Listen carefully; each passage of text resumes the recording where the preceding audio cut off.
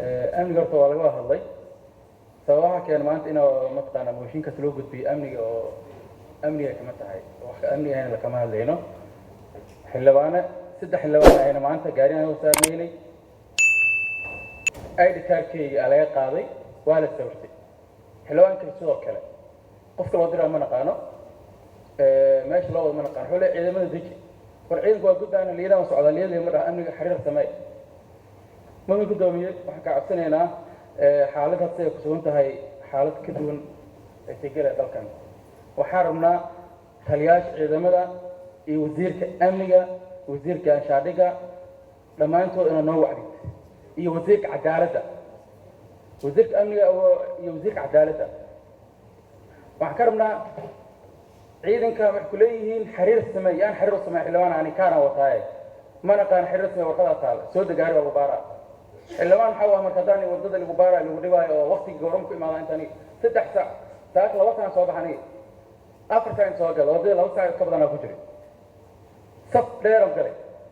سود جاري أبو بارا حلوانا سود جاري جاري كرفر قف بيا كجار صاجي بشرف دروع من يقول لك عسين هنا تزاني وحلقة بدلوا وحتى أنت هذا وعكسي وحكى في ماضي قلنا هذا وعكسي ثاني سنة إنه حلقة بدلوا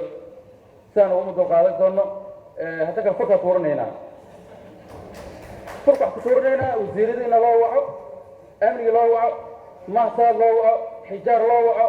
أولى الله وعو أنت هو الإمام كل جود أنا لا حساب في النوم قفنا مرة ما إنه قفنا مرة إنه لقوا كيسنا لكن أنا لا حساب في النوم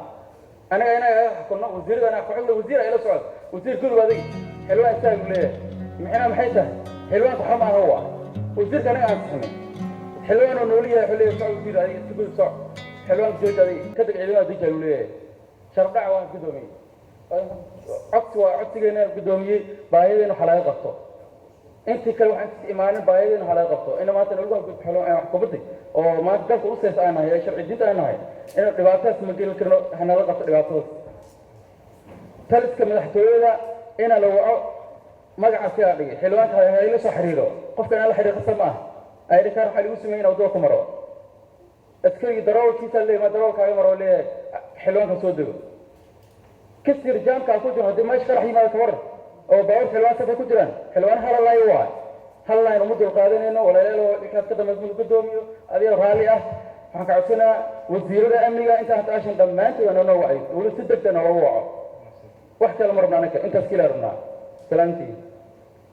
حلوان محمد عبد القادر يا مروين دمانبا وحنا السلام عليكم ورحمة الله وبركاته طبعا وهران هرتا waxaa dhici karto in muxuu ahaa ra'yul caamka marka la fiiriyo la siraahdo war xildhibaanada arrimahoodii ay ka doodayaan oo shuruuc hadda saako kale sharci korontada ayaan hor yeelay ama sharciga tabarta shuruucda waa u baahanahay aad bay muhiim u yihiin waana waxaan u dhaaranay in aan bulshadan u shaqeyno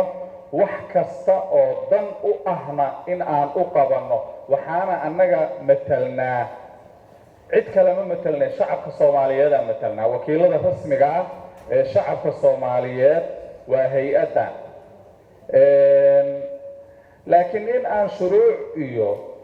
howlo muhiim ah oo asaasi ah gaar ahaan kalfadhigan labaad aan qabanno waxay ku xiran tahay in horta xildhibaankii naftirkiisii xasaanadiisa iyo amnigii ay tahay meel xasiloon ay marayso oo aasaaskii muxuu ahaa meel la saaray oo arrinta aasaaska ay xallisan tahay laakiin haddii masjidka qayli ka yeerto meel la cararo lama yaqaano mudanayaal arrinta marka maanta laga doodayo waxa waaye iskuma haysano hay-addan inay tahay hay-addii ugu sarreysay hay-adaha dowladda sida dastuurka ku cad haddii marka hay-addan aynan muxuu ahaa waajibkeeda gudanin oo hay-addan aysan noqonin dareenkaasna aan uunan jirin wax kale oo hagaagaya ma jiraan xildhibaanka la leeyahay muxuu ahaa gaariga ka soo deg xildhibaanka la furaya gaariga kofarkiisa macnaha waxay ka dhigan tahay asgarigu kama shakiisna qofka inuu xildhibaan yahay, taas layskuma haysto. marka maxay ka dhigan tahay xildhibaankii baa muxuu ahaa wax wada oo amniga wax u dhimaaya, asgarigiina waa aamin. hadday saas tahay muxuu asgariga naqon karaa marka? haddii asaga uu muxuu ahaa i aamini waaye aniga, asagu sidee ku aamini karaa kofarkayga furaayo waxa uu samayn doono? marka xaaladda meeshaan taagan xaalad sahlan ma ah. teeda kale qodob dastuuri ah oo qodobka 7aad faqradiisa 1, 3, 4 dhammaan ay ku caddahay, haddii la jibiyey la leeyahayna taliyaha weydii, soo iskama fududaanaysa mar kasta dastuurkii aan muxuu ahaa loogu talagalay in lagu hogaamiyo halkaana aan ku fadhino. guddoomiyaha inuu annaga na guddoomiyo dastuur buu ku fadhiyaa, meesha sharcigu ku fadhiyaa. annagana inaan halkaan joogno, madaxweyne dooranno, guddoomiye dooranno, sharciyo ansixinno, xukuumad ansixinno, waa isla halkii aan ku qoranna. qaybo ka mid ah haddii la jibiyo marka oo ulakac loo jibiyo aana waxbana la iska weydiinin, maxaa xigi doona marka? maxaa shuruuc kale loo gudbaa? marka waxaan u baahannahay mudane guddoomiye, kalfadhigan waxaan rabnaa iyada dhammaan golahaanba in lagu guddoomiyo, lagu hogaamiyo, shuruucda lagu ilaaliyo. adigana sidaasaan kuu doorannay inaad noogu ilaaliso oo aan laysku kor furin shuruuc. carabtu waxay tidhaahdaa man rakiba alfarasayn shaqa dubura, 2 faras ninkii fuulo ama halba waa jeexmaa. hadda waxaa noo furnaa miisaaniyaddii, waxaa ka sii horreeyey xeer hoosaadkii oo akhrinta koowaad, mid kasta akhrinta koowaadoo maray, isagii aan la dhamaystirin, laga doodin, xaqiisa la siinin, mid kalaa nagu dul furan, ilaa goormaan saas ku soconaynaa marka annagu intaan ka badan ma rabna inaan ku wareerno. waxaan u baahannahay in guddoonka uu noqdo halka ugu sarraysa ee accountability-ga ka yimaado, hay-adaha lagula xisaabtamo, muxuu ahaa xukuumadda lagula xisaabtamo, wax lagu saxo, maadaama annaga aan nahay wakiilada rasmiga ah ee shacabka Soomaaliyeed. intaasaan u baahannahay. wabilaahi tawfiiq. waa mahadsantihiin. guddoonka golaha shacabka iyo xildhibaanada sharafta leh iyo dhammaan howlwadeennada golaha, waa salaamaya salaanta islaamka. assalaamu calaykum waraxmatullaahi wabarakaatu. runtii sida xildhibaanadii hore ay uga hadleen xasaanada iyo karaamada xildhibaanada iyo amnigooda inuu maaragtay khalqal ku jiro waa la qabaa. keliya waxaan ku darsanayaa ayagaa intii hore ka hadlay, macnama samaynayso inaan kusoo celceliyo. dhibkaas waa la wada qabaa, laakiin waxaan ku darsanayaa dhibku maanta aan ka hadlayno waa markuu annagana soo gaaray oo kulaylka annaga aan dareennay. marka waxaan rabaa in iskoobka aynu ballaarino, annaga keliya nafsadeenna iyo xasaanadeenna markaa inaynu u doodnay oo dhibka kulaylkiina gaaray ummadda Soomaaliyeed aynu matalo, ama caasimadda ku nool ama deegaankan ku nool, dhib imise ka weyn bay qabaan. ani waxaan qabaa in iskoobka la ballaariyo, amniga iyo qorshihiisa istaraatiijiyadda, hadday saraakiisha ciidanka tahay, hadday hay-adaha amniga tahay, intii loo yeero in qorshe amni oo cad oo dalka magaaladan aan ku noolnay caasimadda qorshaheeda dhammaystiran in la keeno. taasaa annagana ku badqabaynaa oo aan ummadda Soomaaliyeed xuquuqda ay ku helayaan annagana aan ku helaynaa. taasaan qabaa kusoo kordhinaya. xasaanadda xildhibaanada dee waa laga wada sameeya. xildhibaanada dushii dhibkii waa wada taabtay, waa la dareemay, culaysku waa la wada dareemay, waa la arkay xildhibaanka isaga ruuxadiisana aamin lagu ahayn, in isaga xiriir samee la leeyahay, in isaga la leeyahay ciidanka deji. taa waaba qaadanay markii hore dee amnigu wixii maaragtay ummadda aan kala simanahay, ama airportka marka la gelaayo ama meelo kale la gelaayo inaan ciidanka dejino dee awal raalli baan ku ahayn. laakiin hadda way ka soo dhadhay in baabuurtay la baaro, in annaga kaararkay la sawiro, dhib badan oo waxa weeye annaga aan mudnayn baa ku ahay meeshii. taas marka annaga haddaan halkaa taaganahay ummadda Soomaaliyeed dhib noocee qabta, ummadda beledkan ku nool, caasimaddan ku nool, dhib noocee qabta. marka xildhibaanadu aniga waxaan soo jeedin lahaa iskoobka aynu ka hadlayno inaynu ballaarino oo ah qorshahan intaynu mas-uuliyiinta amniga loo yeero qorshaa jira, ummadda qorshaa la dejisaa. taas macnaha baraaruga noocaasa annaga wuxuu inoo keenaya inaynu dowladda la xisaabtano, in mas-uuliyadda annaga ina saaran ummadda Soomaaliya u dhaaranay. weli maalin ramadaan dhaaran, waa ogti maalin ramadaana baynu dhaaranay, mas-uuliyadda u dhaaranay oo garbaheena saaranay u dhaaranay. waa in ummadda Soomaaliyeed mas-uuliyaddeeda ayna aamusan, waa in dad shakhsiya aynu ka hormarin dadka guud. waa inaanu hadalnaa sidaa maanta looga hadlaayo annaga dad dibti markayna soo gaadhay oo aan dareenkii aynu aragnay oo aynu aragnay in maaragtay kalifaadii iyo dhibta aynu qabno taa mid kasii daran bay ummaddu qabaan khaasatan ummadda caasimadan ku nool halka ku nool waa in marka qorshe dhab ah oo amniga ah wayna mas-uuliyiinta amnigu la yimaadaan waa kuna yeelaa aan la xisaabtanaa sababtoo ah hay-adda ugu sarraysa waddankan waa hay-adda halkan waa golahan weeye ayadaa maaragtay mas-uul ka ah oo check and balansiga iyo maaragtay inay hay-adaha kale ay isu dhammaystirno oo ay isdhammaystiraan oo ayna cid jeebka u gelin qaar inaga mid ah ama siyaasiyiinta ama asxaabtayada cusub ah waxaan dowladihii hore lagu dhaliilayay ama dad mas-uuliyiinta hadda ka mid ah waxaa lagu dhaliilayay tan maanta taagan baa lagu dhaliilaya marka ummadda soomaaliyeed waxaa rabaa in horey loo socdo in meeshii la joogay horey looga socdo shalay meeshaan taagnay haddaan isla taagannahay runtii ummadda soomaaliya waa naga niyad jabaysaa waa aad bay nooga niyad jabaysaa guri qurux badan oo aan ku jirno iyo dana shaksi oo aan ka hadalno macno badan ma samaynayso dalkan inuu horey u socdo waa inaan ka shaqaynaa cidda ka shaqayn karna waa innaga taa sida aan uga doodayna amniga waa inaan xaalad kastoo taagan marka innaga nala soo gudboota inaan ka doodane waa inaan maskaxdeena ballaarina ummad soomaaliyeed oo 12 milyan inaan matalno codkooda inaan ku hadlayno in dhibaataysan in abaar hayaan in culays ka badan hayo in duruufo badan hayaan inaan matalayno ama wallahi maalinta godka la gelaya akhrana mas-uuliyadda inaga u dhaaranay marka qof kasta sida anaga u dhaqnanayno oo dhibta inaga nala soo gaadhay xildhibaanow maanta aan kulaylka inooga muuqdo waa in iskoobkaas ummadda soomaaliyeed si la mid in dhibtaas aan dareensanahay amnigu inaga keliya inuu ku koobnaan maanta inagaa teeni la soo galay laakiin amniga qorshe ballaaran oo amniga ah oo beledka caasimadda ah marka ay qorshe cad la yimaado istaraatiijiyad ummaddu bini aadanka qorshay dejisataa waxbaa wax lagu hagaa qorshahaasi failure buu noqon karaa wuxuu noqon karaa waa la sii karaa waxbaa laga bedeli karaa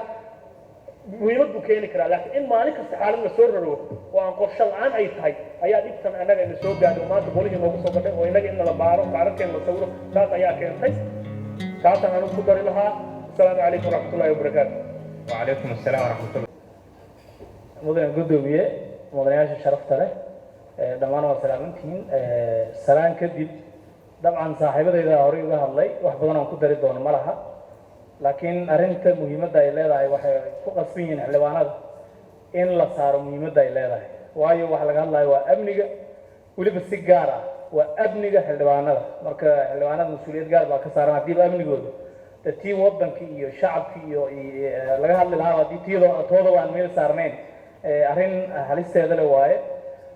kolley dabcan muddadii uu fasax ku jiray baarlamaanka waad la socoteen magaaladan wax ka dhacay iyo guud ahaan waddanka aad baan ugu tacsiyeynaynaa qaraxyadii isxigxigay oo shacab badan oo soomaaliyeed ay ku waxyeeloobeen intii ku dhimantayna allah u naaristo inta dhaawacna allah u fududay intaa kadib sidoo kale waxaa socda howlgallo culus oo waddanka guud ahaan ka socda oo ciidamada qalabka sida ay Soomaaliyeed iyo shacabka Soomaaliyeed iyadoo iskaashanaya ka socdaan guud ahaan waddanka iyaguna waxaan leenahay insha Allah taala gurba laga gaari doonaa oo aan dhiirigelinaynaa qof kastoo Soomaali ah iyo si gaar ah waliba xildhibaanada xogayaal bay ka yihiin duruufaha waddanka maanta ka jira laakiin duruuf kastoo ay jirta haddii xildhibaanka xasaanadiisa iyo amnigiisaba uu noqdo mid halis geli kara de ma garanayo de meel sheekadi laga aadi karo sida ku qoran nin saaxiibkay hadday uu sheegay xildhibaana qodobka 7aad dastuurka ayaa qeexaya qoraay in xildhibaanka aan la baari karin haddaan ogolaansho laga haysan golaha shacabka de ma garanayo guddoonka hadduu ogolaansho horey u bixiyey oo lagu baari karo xildhibaanada guryahoodii iyo gaadiidkooda waxaan jeclaanahay inay iyagu noogu jawaabaan dabcan hadda ma ogin haddii xildhibaanada in la iska baaro horeyba uma jirin inay hadda timaadeen xildhibaanadii laamiyada la istaajiyo la baaro de ogolaansho inuu jiri karaa iska suurtagala marka iyada nafteeda waxay u baahan tahay inaan ogaano midda kale oo meesha ka jirta waxay tahay waan la soconaa dhibaatada waddanka ka jirta maalmahan soo kortay xildhibaanadu way socon laayihiin meel ay u dhaqaaqaan ay leeyihiin iyagoo waajibaadkoodii gudanaya iyagoo xaruntii usoo socda meel ay soo galaan ay leeyihiin waa meesha ugu dambeysay mudane gudoomiye iyo mudane xildhibaanayaal waddanka haddaanan isla xisaabtan la keenin oo lala xisaabtamin laamaha amniga waxaan aaminsanahay waxa dhacaya inaanan sidaan ku joogsanayn laakiin waa inuu isla xisaabtan ay timaadaa ilaa hadda ma hayno hal sarkaal loo maxkamadeeyey mise maxkamad loo geeyey mise loo ciqaabay mas-uuliyad darada mise ii sheegaan shacabka Soomaaliyeed oo boqolaal ku dhimanay sababtoo waad ogtihiin muqdisho meel la socon kara mar ayadaan qof la soo baarin gaariga waa la baaraa waa tan la gaarsiiyey xeer xildhibaankii la baaray haddana weli qaraxyadii waxay ka dhacayaan meelihii ugu dardarnaada oo ugu amniga badnaa marka waxaan aaminsanahay waxaa u baahan in lala xisaabtamo waa laamaha amniga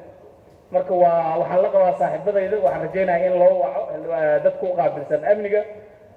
haddayda la xisaabtami waayeen taliyaashii shaqada ay u dhiibteen waxaa waajib annaga inaan iyaga la xisaabtano sababtoo taliya lama xisaabtami karo marka waxaan rabnaa laamaha amniga u qaabilsan ii sheeg amnigaas oo dayacaddaas sameeya oo boqolaalo qof soomaaliyeed inay dhintaan oo guddi loo saaro la xisaabtana aanan jirin ma aha arrin la dhayrsan kara marka waxaan rabnaa in la taago midda kale waxaan ognahay waddanka taliyaasha u qaabilsan amniga caasimadda waxaad ogtihiin qof walba uu xogaal u yahay waxay ku tartamayaan taliyaashaas mid walba dabaqiisa midda kale midka ka dheer waxay ku tartamayaan ani 2 dabaqaan dhistay 2 guri baan dhistay safar baan waxaan u aadaa Turkiga waxaan u aadaa kii kale da amnigi yaa u qaabilsan taliye aan ognahay nin sarkaal mishaarkiisa wuxuu noqon karo say suurtagal ku noqon kartaa inuu dhisto dhowr dabaq oo ku kacaysa dhowr malaayiin oo dollar waxaa meesha ka muuqata inaan isla xisaabtan jirin dayacaadda amniga waxa keenayna waa taas lacagtaas intay ka timid ma la isweydiiyey nin sarkaala simply hal checkpoint mas-uulka ah yaa magaalada la hayaa 10 guri ka badan kule suu ku yeeshay ma la isweydiiyey maalin walba qaraxa dhacay qof lagu maxkamadaynayana ma laha waa taliyaashiina waxay ku mashquulsan yihiin dalxiis iyo inay guryo dhistaan buruufiyay ku socdaan dadku uga awoodda badan way magaalada lama baaro weli xildhibaankiina waa tan haysta waan u jeedaa waxaan aaminsanahay laamaha amniga iyo guud ahaan guddoonkiiba halkaa nala joogaysa ay noogu sarreey arrintaas in aan lagula xisaabtamo xukuumadda iyo laamaha amniga u qaabilsan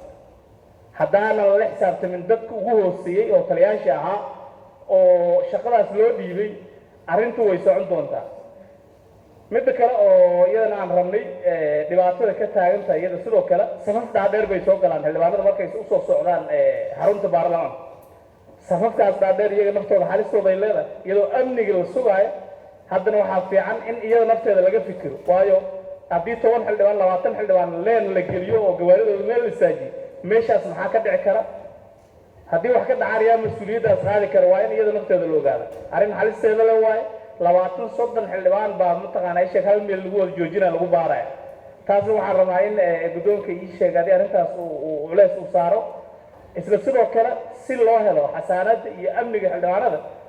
meeshaan ugu doodi lahayn waxay ahayd xeer hoosaadkii baa la qiimiyey akhrinta koowaad u maray meel baa la dhigay mudane guddoomiye waxaan rabnaa wax ugu horreeyey iyadoonan sharci kale laga hadlin in xeer hoosaadkaas la soo dhigo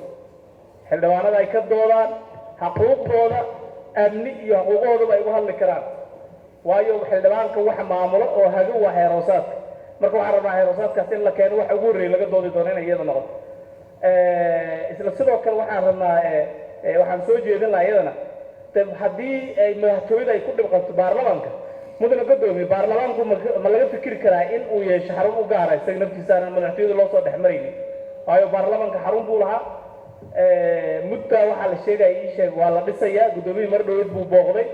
iyada nafteeda xaruntii xaggay maraysaa dhismaha baarlamaanka waayo waxaan aaminsanahay madaxtooyadii baarlamaanka inay isku dhib qabaan oo waxa in xildhibaanada la baaro la dhibaateeyo keenayna waxay tahay inay madaxtooyadii ku dhex taalo marka baarlamaanka baarlamaan xur ah maaha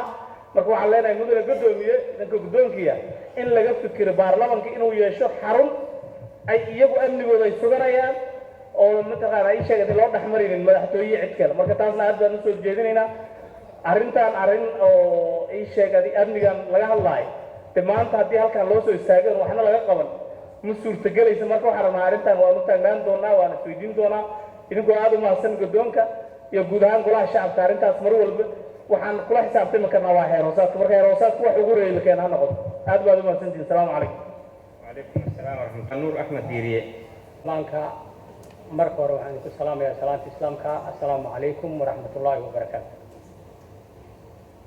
salaan kadib waxaan marka hore u tacsiyeynayaa ummadda soomaaliyeed dhibaatooyinkii isku xigay ee ka dhacay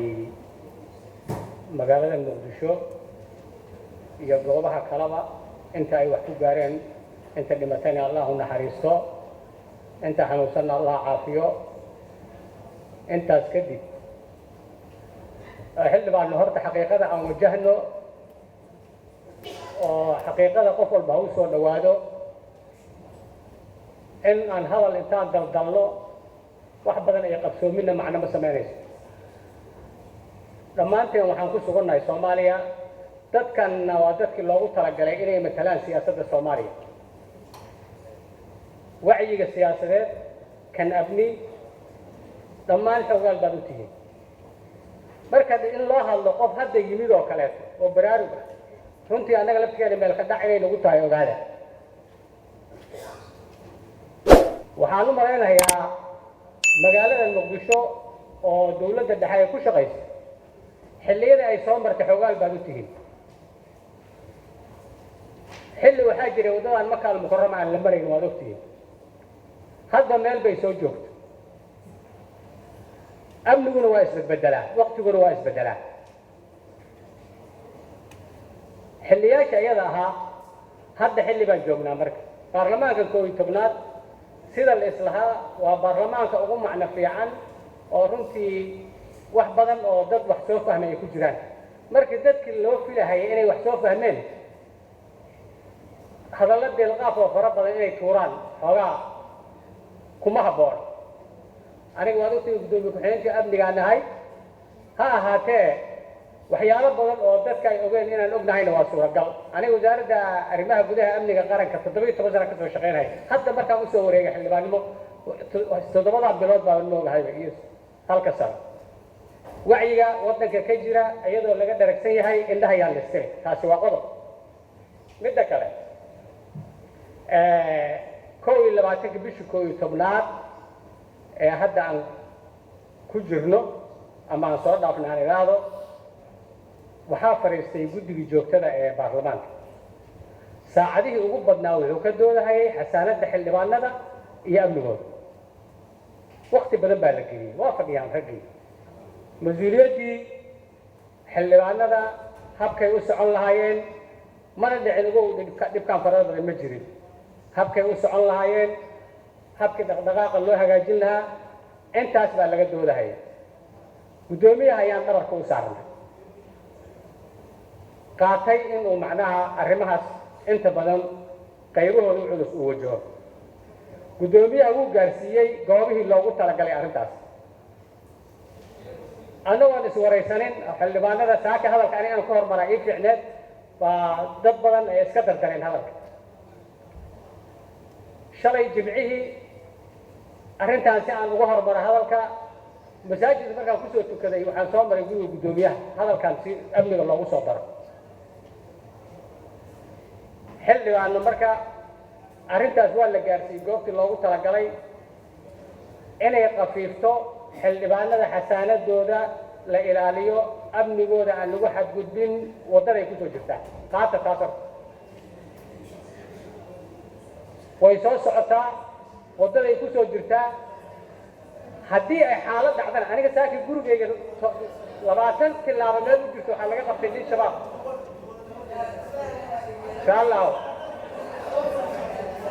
شاء أمن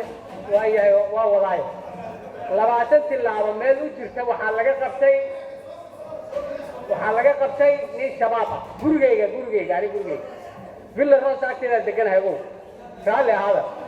codka waa idin siiyey codka anaa iskale dhagayso 20 tilaabo waa loo jawaabi karaa laakiin hadda mayso labaanka warkiisa hal la siiyo hadda mayso raayihiis 20 tilaabo meel u jirta gurigayga waxaa lagu qabtay saaka nin shabaab villa rosa agteeda deganahay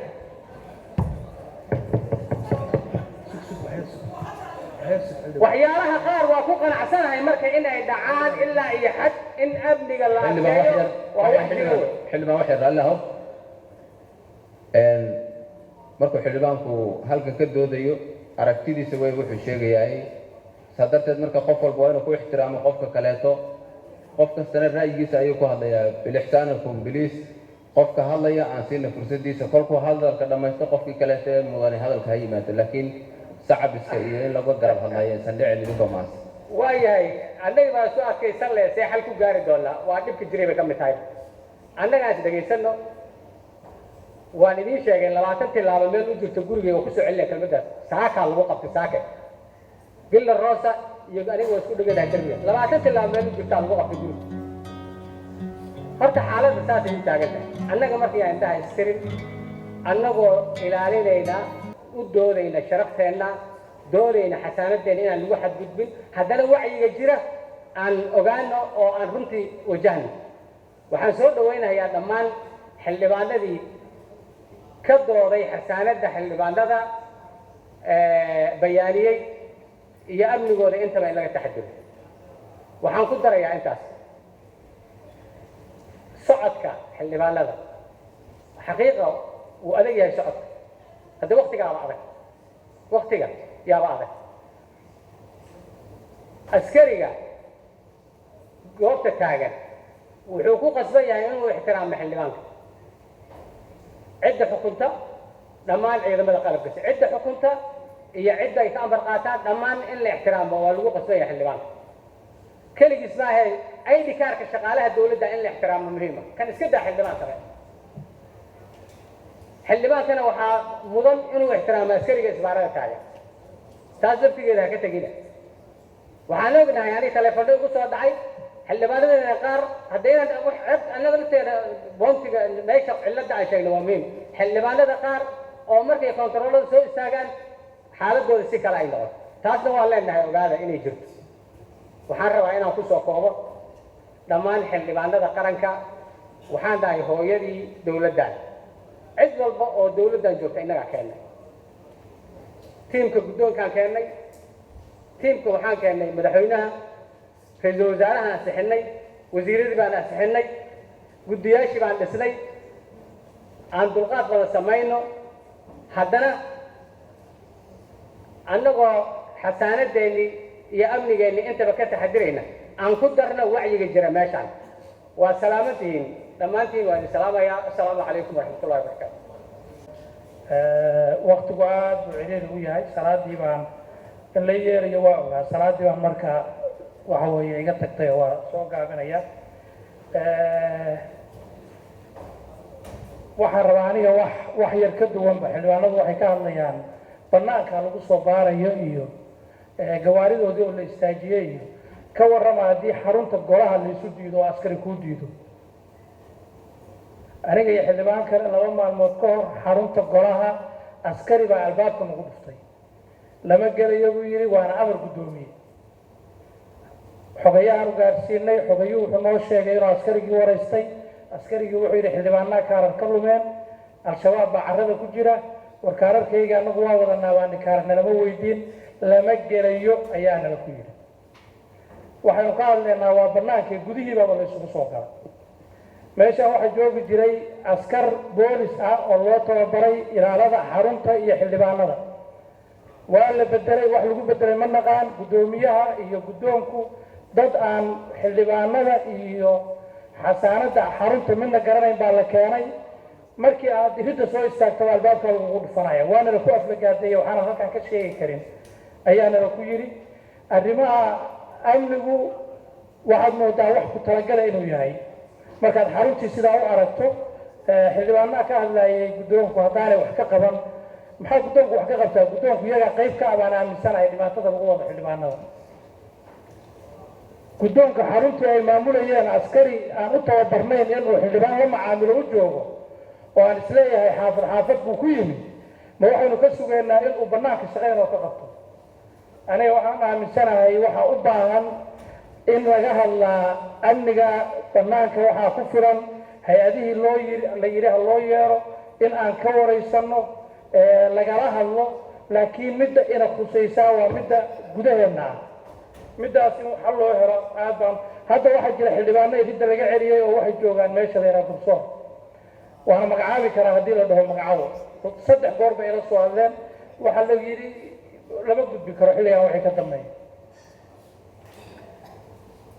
kooramkuna ma buuxsami karoba waddada aad aragtay waxaan ka soo lugaynay kashmiir saaka arrintaas xildhibaanada waxaan aaminsanahay waxa weeye arrinta amnigu golaha ay u baahan tahay guddoomiyaha laga rabaa jawaab cad inuu ka bixiyo ciidankan uu hadda qortay iyo ciidankii hore oo shaqadaan u tababarnaa meesha ay jiraan waxaa kaloo aan ku darayaa waxaa jira baarlamaanka de hadda ma aqaan waagii hore baarlamaanka ajandihiisu waa fadhin jiray hadda ajandihii guddoonka mararka qaarkood shaqooyinka loo geeyo hoos bayba dhigayaanba ajandihii baarlamaanku wuxuu noqday hindisi sharciyeed ajandihii baarlamaanka shaqo kale oo aan haynaa ma jirto waxbana looma soo gudbin bay ku oranaya haddaa tiraada muxuu xiran yahay 25 bay ahayd in la furo 15 bishii kalaa la furay xilligaa laba fadhi baynu qaadanay oo socda shaqada waddanka taalla oo amni darrada ugu horreyso oo abaaruhu ku jiraan oo la xisaabtan xukuumadeed oo warbixinadii gobollada iyo degmooyinka laga keenayna midna lagama sheekay waxaan intaa raacinayaa waxaa jira mooshin loo dhiibay guddoomiyaha 24 Sebtembar oo 37 xildhibaan ku saxiixan tahay ilaa hadda lama hayo meel mooshinkaas soo aaday guddoonku waxa halkan la keenayaa waa wax la rabo in layna ku maaweeliyo way aniga waxaan ku talinayaa xildhibaano baraarug baa layna ka rabaa golahan innagaa jihaysan karna guddoonka innagaa halkaas saarnay waxaynu halkaa u saarnay inay shirka inoo shir guddoomiyaan ma aha in ay iyagu waxa ay rabaan inoo akhriyaan oo aynu maxaa la yidhahdaa iskuul iyaga wax laga loox jiidanayo aynu ku jirno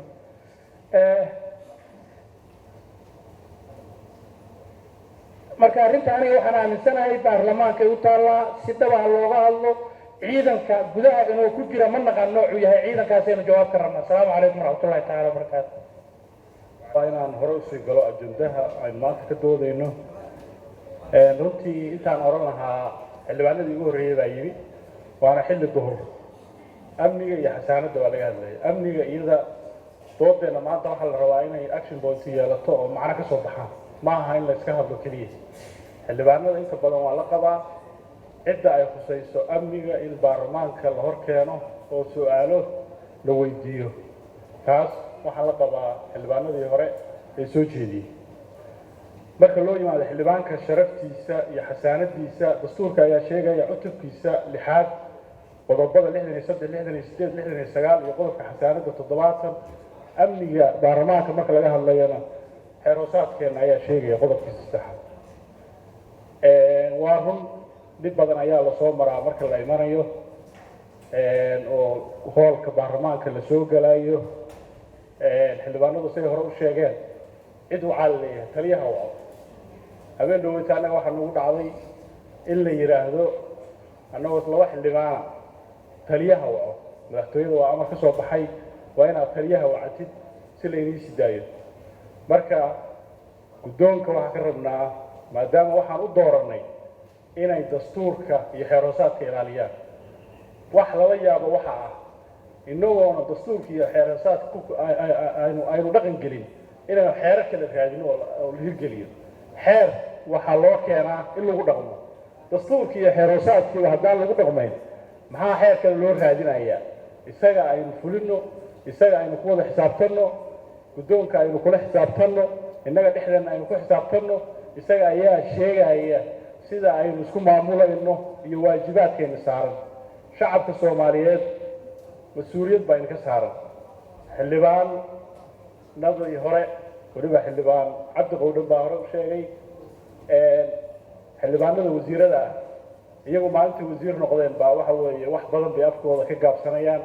innaga ayaa inta kala matanayna waxaana la rabaa midna guddoomiye amniga xildhibaanada iyo xasaaradooda waa wax muddo soo jiitamaysay iyadana waxaa la rabaa in wax laga qabto mideeda kalena dee baarlamaanka waxaa moodaa in lagu maamulayo whatsapp fariin baa lasoo diraya sida loo joogo waxaa la odhanayaa biri waxaasaa laga hadlaya haddee sida xeer hoosaadku sheegaya dastuurku sheegay waa inaan ajenda rasmi ah aynu leenahay oo la ansixiyo oo lagu xisaabtamo shaqooyin badan baa inoo yaalla guddiga golaha joogtaga iyo guddoonka waxaa loogu talagalay 2 bilood oo fasaxa inay soo diyaariyaan ajendayaashii la rabay in laga shaqeeyo waxa ceeb ku ah baarlamaanka 11aad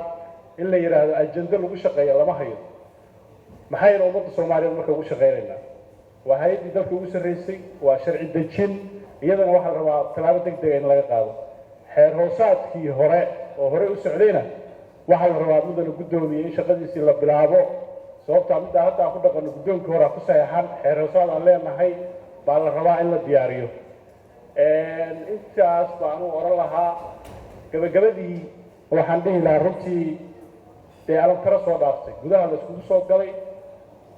gudiha baarlamaanka laftirkiisa baa inaad soo gasho waqti dheer kaa qaadanaysa baarlamaankana haddii waxaa la qabaa inaan xarunteennii hore aan dhisano sanad kasta miisaaniyad baa la kordhiyaa baarlamaanka horumarkiisa iyo dhismihiisa waxa looguma daro walaa wasiirada kale wasaaradaha unbaa lacagta loo kordhiya ama madaxtooyada ama xafiiska ra-iisul wasaaraha mudana guddoomiya waxaan rabnaa dhulna waa haysanaa xafiiskii hore aad tagtay miisaaniyaddiina waana hor taalla waxa weeye inaynu xarun aynu leenahay xor u nahay waa taas oo aksaskeeda iyo geliddeeda uu fududaanayo marka taana waxaan ku dari lahaa amniga qayb ka qaadanaysaaye bal reerka xagga ha loo raro oo waxa weeye xaruntiisa ha loo dhiso waa mahadsantihin xildhibaan doctor cabdirashiid jaley marka hore waxaan idinku salaamayaa salaanta islaamka asalaamu calaykum waraxmatullah bacdi salaam run ahaantii waxaa laga hadlay arrin aada muhiim u ah marka hore waxaa rabaa inaan ku horumarto arrintan amniga oo hadda ajandaha ah waa very critical issues oo hadda taagan waay arrintaas positivityna ma laha negativityna ma laha waa xaalad xildhibaan walba mas-uuliyad ka saaran tahay xildhibaan walba oo bulsho matalaya xaalad mas-uuliyad ay ka saaran tahay waay macnaheedu xaaladan ma aha xaalad mucaarad ah xaalad muxaafad ah horta inaan taas isla fahanaa muhiima xildhibaan walba inuu arrintaas soo istaago oo ka hadlo wax ka weydiiya hay-adaha amniga waa muhiim waay tan guud horta dhibaatada koowaad waxaa qabo shacabka soomaaliyeed shacabka annaga aan matalayno dhibaatadan ugu badan dadkay ku dhacayso waa ayaga maanta waxa dee baaba'ayaan majority dadka baaba'aya waa shacabka annaga aan matalayno hantida burburayso waa hantida shacabka annaga aan matalayno dhibaatada waddankan ka taagan dadka koowaad ku dhibaatoonaya waa shacabka tan labaadna mas-uuliyiinta dhibkaas hadda qabaan arrintan amniga oo xasaanada xildhibaanka oo lagu celceliyey dhibaatadan xildhibaanada golaha shacbiga way ka wada siman yihiin waxay ugu wada siman yihiin xildhibaanadii oo la baaraya baabuurtoodii askartoodii laga reebaya oo meel walba xarumihii dowladda ayagoo galayaan laga reebaya bay wax dhacayaan marka su-aasha jirtaa waxay tahay dalkan waxaa ugu sarreeya xildhibaanada oo ah mas-uuliyiinta xildhibaankii oo gaarigiisii la baarayo meel walba markuu galayo maaragtay askarta laga reebayo haddana waxaan ay dhacayaan dhacdadan hadda villa race ka dhacday ka hor baa arrintan ay socotay xildhibaanada in la baaro tusaale hadda anigii inan saaxiibkay xildhibaan isla soconno annagoo gelayno airbortka baa niman amisoma waxay nagu yidhaahdeen ma gelaysaan waxaa maraysaan qaybta baaritaanka sida aan wada ognahayna dastuurka waxaa ku qoran qodobkiisa 7aad faqradiisa 2 iyo xeeroosaadka qodobkiisa 9aad xildhibaan lama baari karo ayadoonan fasax loo haysan waxaa nasiib dara ah marka oo weliba evidently ah oo caddeyn cad aan u hayn dad oo maaragtay shaqaalo rayid ah civil servantis ah baabuurtoodii waxay ku maraayeen si xorriyad leh anagoo u jeedin dad ajaanib ah oo shaqaalaha safaaradaha maanta ani markaa tago waddan kale ama dowlad kale markaa aniga tago safaarad kasta ay markaa galaya waa ogtihiin xildhibaan ahaaw diblomatic wax walba ahaaw oo lagu baaraya shaqaale oo civil servantis oo safaarada ajaanib ah oo caddaan ah baa horteena amisonta ay ku fasaxeen ilaaha idinku dhaariyey arrintaas arrin aada loogu xumaado miyaysan ahayn waxa taagan waa wax dhammaanteedna wada saameynaya in laga leexdo waddada saxdana maaha runta inaan ka hadalnaa loo baahan yahay amisomka markaa weydiiyey nin wuxuu ii sheegay asaga ka sarreeya asagaa telefoon u diray waxaan ku yidhi walaalow amarkan yaa ku siiyey wuxuu igu yidhi amarkan waxaa dowladda siisay xafiisyada dowladda laga soo siiyey agaasima waaxiidyaasha xorriyaday ku marayaan xildhibaankii xasaanada lahaa oo asaga matalayana waa la dhibaateena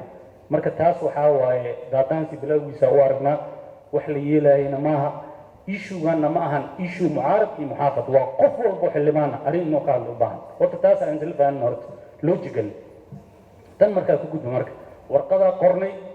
guddoonkaa u keennay annagoo dhowr xildhibaana waxaan ku nidhi arrintan jawaabteeda u baahanna hay-adihii amniga ha loo yeero looma yeerin hay-adihii amniga waxaa lasoo qoray ajando ay ku qoran yihiin maaragtay waxyaalo kale koronto in laga hadlo amnigaa taagan villa race waxa ka dhaca waa ogtiin dadka baabaa dadkeeni waa shacabay dhibaato ka soo gaartay aaway yaa la weydiinaa goormee laga hadlaa koronto waxaa priority kale amni marka waxaa codsanaya anoo tixgelinaya ajandaha mar walba marka lasoo diraayo ajando inuu lahaado ahmiyad si u kala muhiimsan yihiin priorities in loo fiiriyo amniga waa number one xaalad amni oo taagan wax kale yaa laga hadlay waxaan kale waa essential life arrimaha bulshada iyo waxaan mar kale ka hadalno horta amnigii hal isku qanciyo marka waxaa si xushmad lagu soo jeedinayaa wasiirada horta dhibkan wayna la qabaan xildhibaanada qaarna way og yihiin xildhibaanada qaarna ma og mana hadli karaan anaga u hadlayna laakiin saaxiibadeen wasiirada ayaga dhibkan wayna la qabaan waxaa loo baahan yahay in meeshaan loogu yeero hadal runa u dhamaadaa mogta in runta aan ka leexana maahan marka anoo pointiga saxda taabanayo meeshan taliya nabad sugidda hala keeno mahad salaad taliya odawaa meeshaan hala keeno talisyadii kale amniga qaabilsanaa hala keeno wasiirada ayaga haloo yeero ayagaa noo keenayaani anagaa wax ka weydiinayna markaas amarkaan cidda bixis taas markaa ka gudbo guddoonka sharafta leh annagoo idin xushmaynayna gurigeyga waxaa ka soo baxay wuxuu u dhow yahay erida madaxtooyada 2 saac iyo bara ka soo baxay baarlamaanka waxaa imaaday 5 saac intaas waxaa kusoo jiray jidadka ayagoo furan oo kale anoo baydhabo ka soo baxay from baydhabo to muqdisho kilometers inaa jaraayo kale saf dheer oo aad u dheer oo maaragtay warniyahow bal xildhibaan ah heekaarkayga waa kana ma ii fududaysid waxaa rabta ahaw adeeg ku taala askariga waa in la baraa protocolka iyo sharafka uu xildhibaanka leeyahay xildhibaan macnihiisu wuxuu yahay waa in askarta loo tababara askar asluub leh yaqaanaan xildhibaanada inay xishmeeyaan in horta la keeno taasaa soo jeedinaya waa mahadsantihiin xildhibaan xuseen bismillaah waa gudoomiyaha golaha shacabka xildhibaanada sharafta leh waxaa idinku salaamayaa salaanta islaamka assalaamu calaykum waraxmatullahi wabarakaatu salaan kadib amniga inta badan waa laga hadlay wax dhiman male hadal jacayl in loo hadlo maana wax kala dhiman hadda oo laga hadlayo male waxaan rabaa 2 qodob inaan ku darsadaa rabaa inay dad ka tageen aan u malaynayo xildhibaanada xasaanadood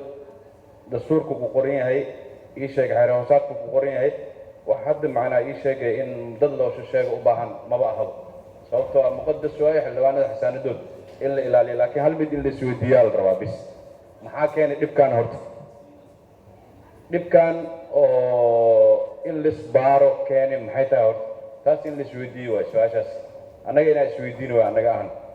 shacabka annaga waxaan mas-uul ka nahay shacabka soomaaliyeed shacabka soomaaliyeed dhibaatada ay ku jiraan horta ayaga inaan fiirin waay annaga le inaan isfiirin maahan dalkan meel fogaa laga keenay maalin meeluu soo maray magaaladan muqdisho oo annaga hadda aad joogno xildhibaan aan ka nahay waxa waaye waa qaraxyaa ka dhacaan dhibaato badanaa ka dhacaan amniga horta annaga dhanaa mas-uulka waleya dhammaanteen dadka ay wax ku dhacaan inta badan shacabka waaye annaga ciidanaa wadanaa waxaa laga yaabaa gaari guruufa inaan ku jirno guryaheena inay xer yihiin aa laga yaabaa annagoo dhan dhammaanteen marka waxaa naga rabaa anaga dhan inaa u istaagno waddanka dagaaluu ku jiraa annaga dhan inaa u istaagno waddankan amnigiisa inaan ka shaqeyno nagala rabaa annagoo dhan inaan u istaagno hortaas kasoo qaad magaalada muqdisho hadda waxay leedahay 18 degmay leedahay degmo walban waxay leedahay gudoomiye ku-xigeeno taliye booliis iyo taliyana wasuguday leedahay marka meesha ay wax ka dhacayaan hotelada ay wax ka dhacayaan degmo ku yaalaa macnaa mar walba hotelada markii ay wax ka dhacaan gudoomiyaha degmada taliyahana wasugudda taliyaha booliiska ayaga in loo soo xiraa la rabaa ilaan degmada ayagaa mas-uulka ah ayaga in loo soo qabto intii taliya ciidan aan la gaarin ii sheeg iyo mas-uuliyiin kale aan la gaarin wasiir amni aan la gaarin wasiir gaashaandhig aan la gaarin horta dadka meesha mas-uulka lagu dhigay in ayaga loo soo qabtaa la rabaa arrintaas degmooyinka waxaa laga rabaa subax walba inay sameeyaan hotelada inay baaraan inta badan dadka hadda waxay sheegaan hotelada ay qaraxyada ka dhacaan in la digo horta sababtoo ah hal jawaan bambi iyo 2 jawaan bam ma hotel la geli karaa qarax ka dhaca ma la gelin karo marka walaalayaal annaga waxaa nagal rabaa ayaan dhawe safara ku maqnayn annaga ka gaaliyaa jirnay guddigeenaan annagoo dhammaanteen bas wada saaranaa soconay qorin mana waardiinin cidna waardiinays male cidna baaraayin male dadkaas amnigooda ayagaa ilaarsaday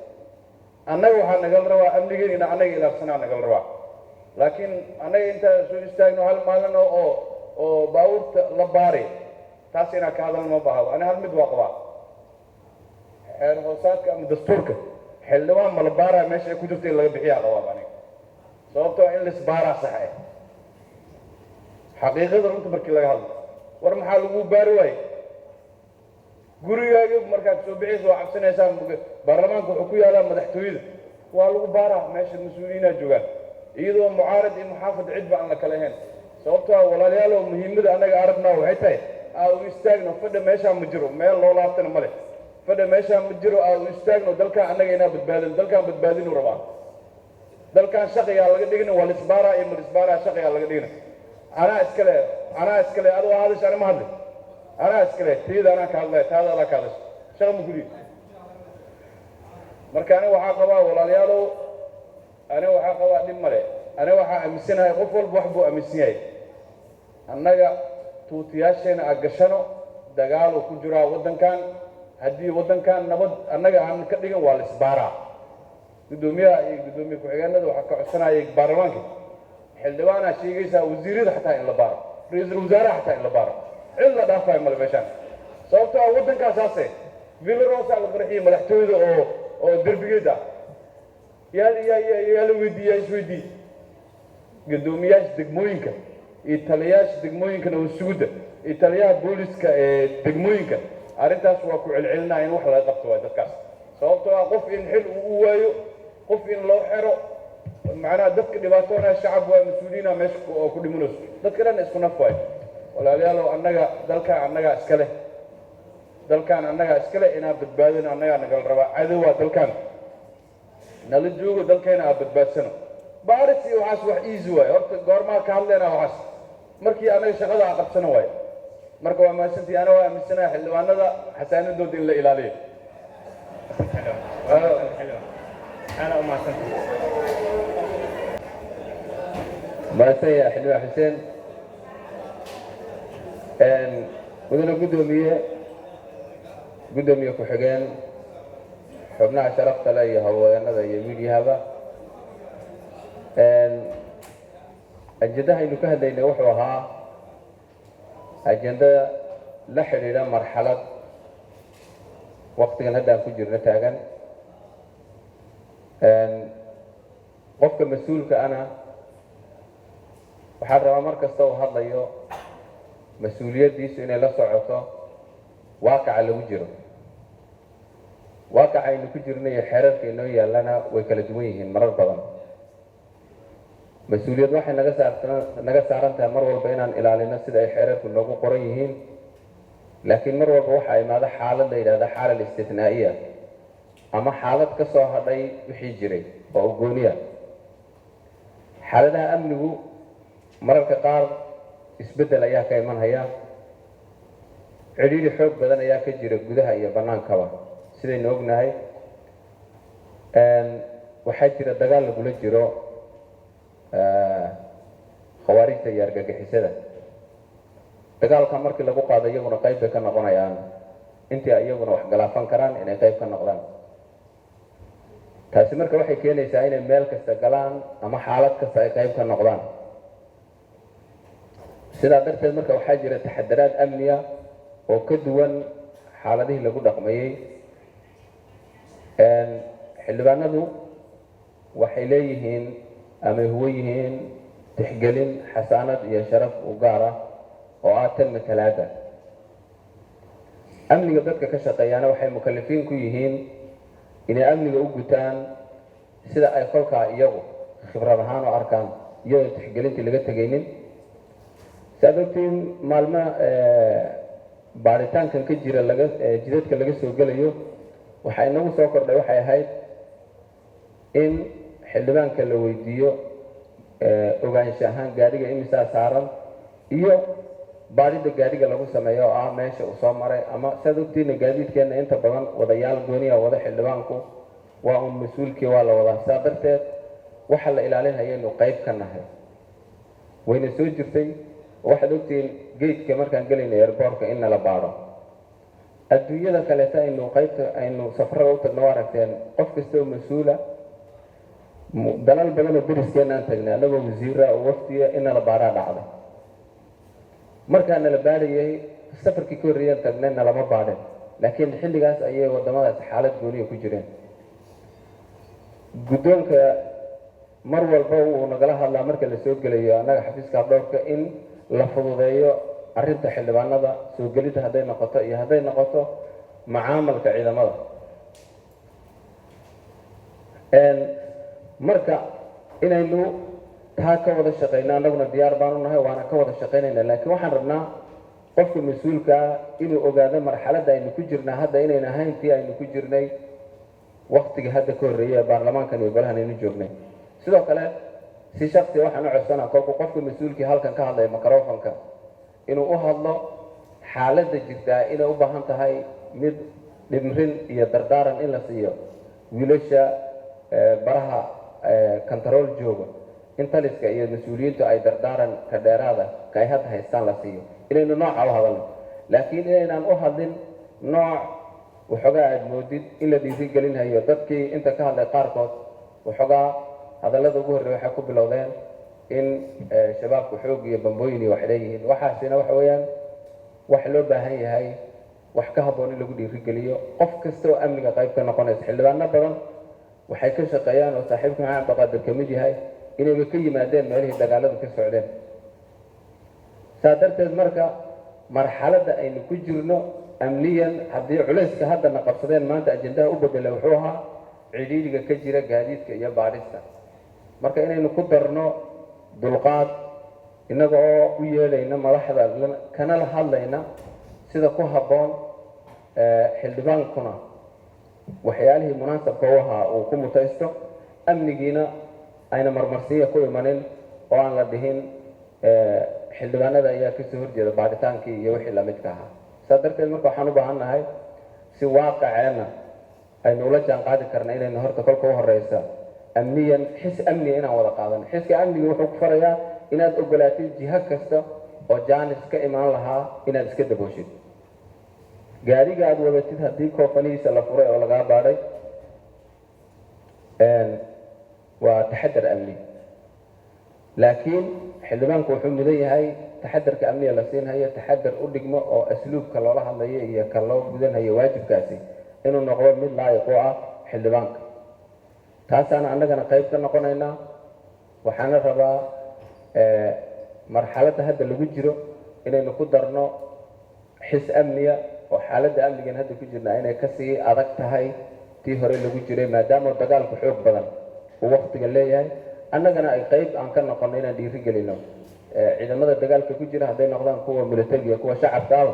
inaan dhiirigelin kaga qayb qaadano ee aynaan xaaladaheena gaarka ah si official usoo koobin laakiin aynu qayb ka noqono anigu sidaasaan aaminsannahay laakiin mar walba annagu waan tixgelinaynaa xildhibaanka iyo dhaqan ahaan waxa waajibka ee uu mudan yahay xurmadiisa tahay waan tixgelinaynaa marka mudane guddoomiye aad iyo aad baad umahadsan tahay iyo xubnaha sharafta laba intaasaan kusoo koobay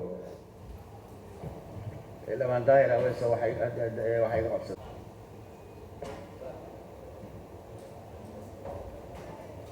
waa mahadsan tahay guddoomiye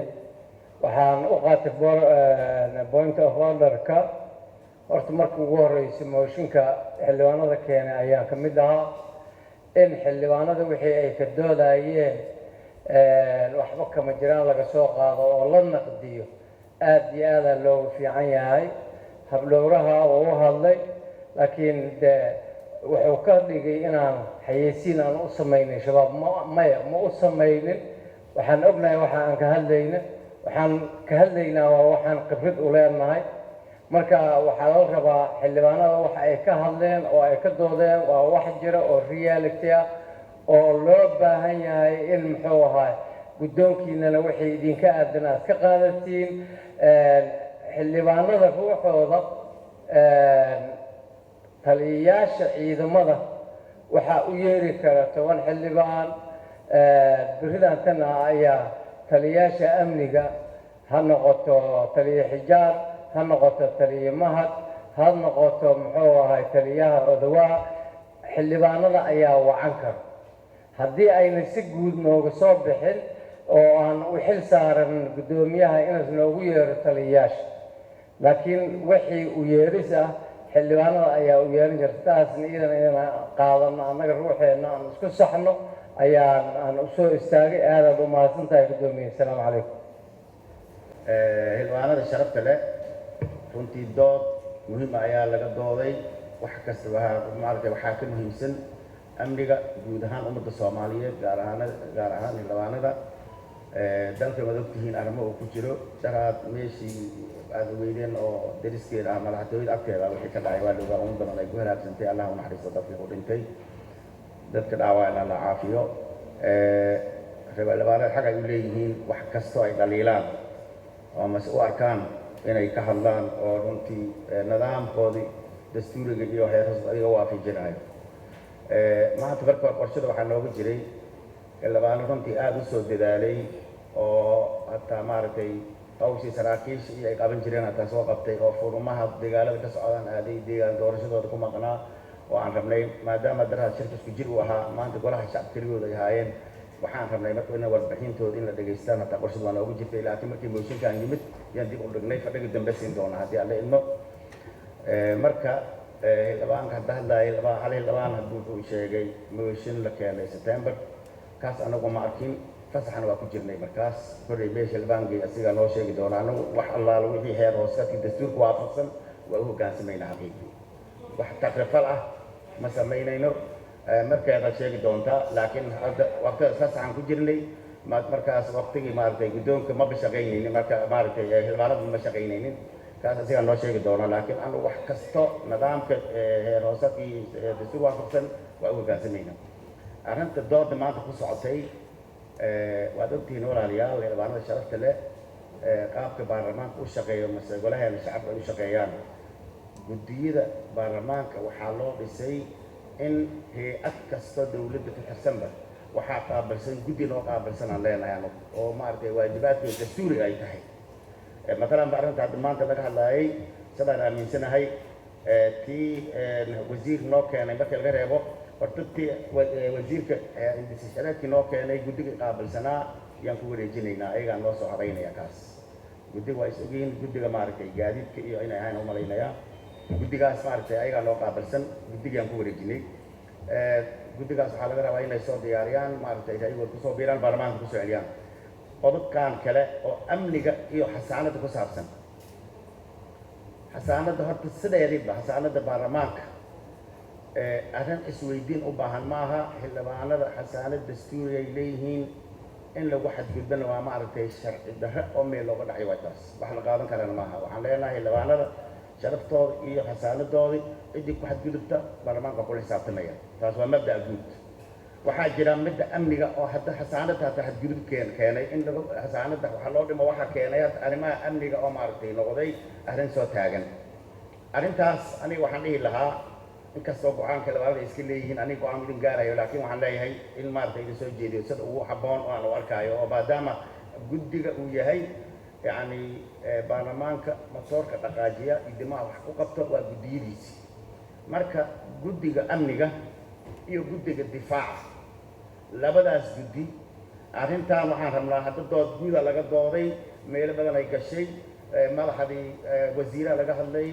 madaxdii ciidamada laga hadlay heer degmi heer gobolaa laga hadlay waa arkaynay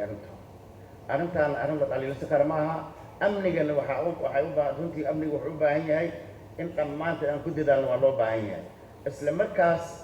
amnigee la sugaya intay la yidhaahdo xildhibaanada sharaftooda meel looga dhacan wax la ogolaan kara maaha dadka amnigooda la ilaalinaya kow ka yihiin dadka in la sharaf u baahan ay maaragtay ka mid yihiin waa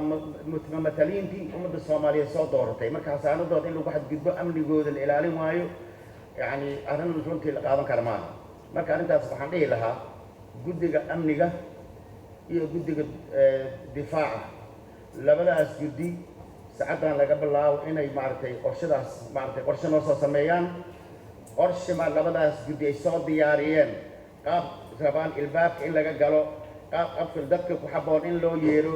yacni sida arrintaas ku habboon tahay labadaas guddi inay soo diyaariyaan baarlamaankana degdeg ugu soo celiyaan taas aniga saasaan soo jeedin lahaa haddii kale waxay noqonaysaa haddii dhammaanteen aan sii wadno waqtigaa naga fogaanaya guddigan waxaan ka rabnaa markii guddi waxa loo diro waxaan arkaynaa guddii si u baxo iska maqan taasna idinka rabno waxaan rabnaa si kooban oo arrintaa aan ku xakamaynayno hay-adihii quseyn aan kula xisaabtamayno labadaas guddi inay soo diyaariyaan tan saasaan dhihi lahaa waxaa kale laga hadlay arrinta heer hoosaadka inay maqan tahay guddiga heer hoosaadka guddoomiyada hadda waa u jeeday dhahaad waxay codsadeen shirkii guddiga joogdad waxay codsadeen 20 maalmood in la siiyo maadaama heer hoosaadka u badan yahay u baahan yahay muddadoodu waa dhowdahay ayagana waxaan ka rabnaa inay soo dedejiyaan oo baarlamaanka ku soo celiyaan marka walaalayaal idinku aad iyo aad u mahadsan shirarkeena wuxuu noqon doonaa maalmihii shirarka aan maaragtay heerkeen dhigaayayna waa shiraynaa maalmihii waajibaadkan aan waajibaadkaasaan gudanaynaa anagu ka guddoon ahaan dhinaca anaga maaragtay hadduu ilaahay yidhaahdo waajibaadkan leenahay waan gudanaynaa haddii aan la idmo wax laayaca wax maaragtay waqti dheerees ah wax waqti lumis ah nagama sugaysiin marka idinku aad u mahadsan aniga waxaan qabaa labadaas guddina barnaamijka noo soo diyaariyeen guddiga xil hooskana ardaas ha noo diyaariyo guddiga aan qaabilsana arrimaha korontadana ha noo soo diyaariyo shirarkeena joogtay noqon doonaan isniintan waa isku soo noqonaynaa aad iyo aad u mahadsantihiin shirkeena fadhigeena maanta waa noo xiran yahay asalaamu calaykum